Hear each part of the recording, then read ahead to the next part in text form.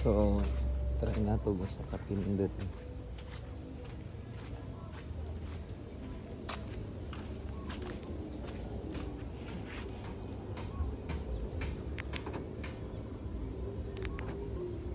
Hello, what's up guys? So, katong ipakita na to ganina, no?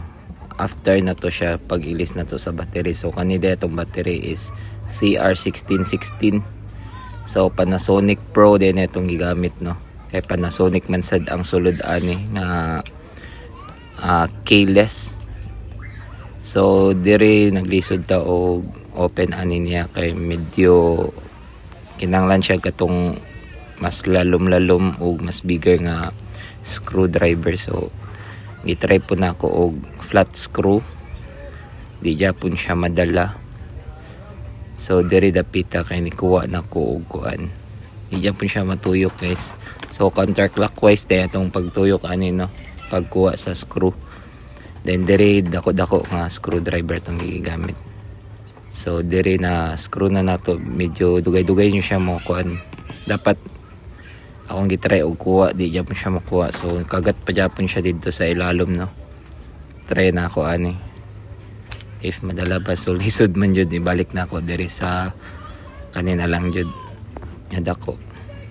So tutorial din ni sa unsaon pagkuha og pagkuha sa battery o pag-replace sa battery sa keyless sa Suzuki Espresso. So maura ni tanan mga keyless, no, dali ra kay ni sila ilisan og battery. So diri naon lang din siya pag ibot, no, careful lang mo kay masamad mo sa inyong gigamit ug sa inyong gamiton nga pang open ani niya. Na open na din ako ni before, kaso lang sayop ang battery akong napalit kay ilang taon lang ko sa tutorial, wala na ako gi-open nya. Laylay day mi og battery sa keyless. So diri medyo gamay day ang battery, no, nagamit sa kuan Suzuki Espresso nga keyless. So diri dapita guys, kinaatak gyud sa ako kung siyang gikuha, no. So mao day ni ang iyang kuan Panasonic CR1616. So ako na ning gibutang, dapat kung unsa siya nakabutang, mausad siya nakabutang, dili siya mabali, no. So mao to siya ang positive dito sa ilalom. So diri day guys atong gibalik ang pagpahugot niya kung unsa siya before, mausad to siya. So kanin diri sa pindutanan niya wala ko kabalo para unsa na siya,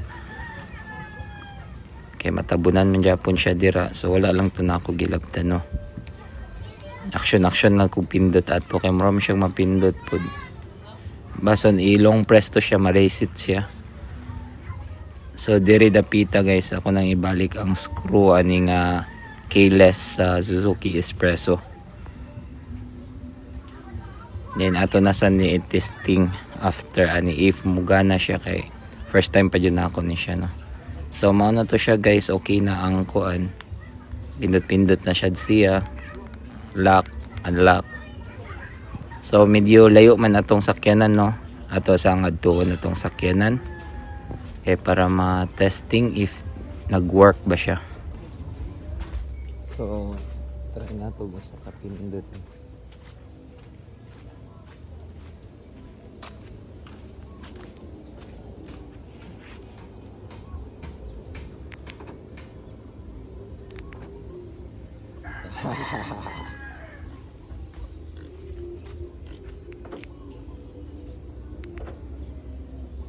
Goods.